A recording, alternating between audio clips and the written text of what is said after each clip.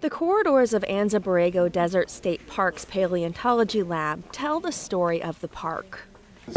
Marine sediments go from about 6 million to about 3.5 to 4 million years ago.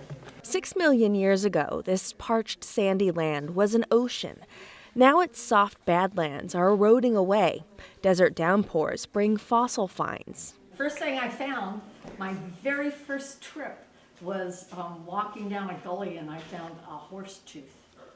It was really cool. That was my first experience. Paleontologists and volunteers keep their eyes peeled in the desert, looking for fossils, which could be anything from woolly mammoths that used to roam here, and still roam here, in the form of sculptures in the desert on the border of the park, to ancient tortoises and small gophers. You might be walking along, you see something like that, and folks tend to, the more you do this, the more things like this might jump out at you.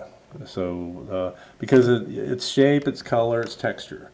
And when you, once you get a feel for what bones in a certain area start to look like, they tend to all have a similar color and texture based on preservation.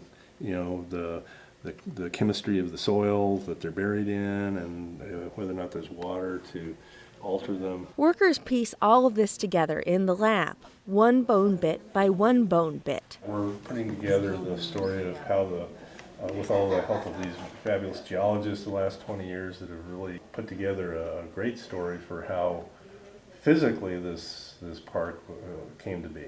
The more little bits of information we have, the more we can tell, okay, this is from climate, or this was from competition, or this was from this mountain range rose up here and cut off the access, or there are any number of reasons for things to change. And climate change is one of the things that goes on. In Anza-Borrego Desert State Park, I'm Susan Vallet for California Explorer.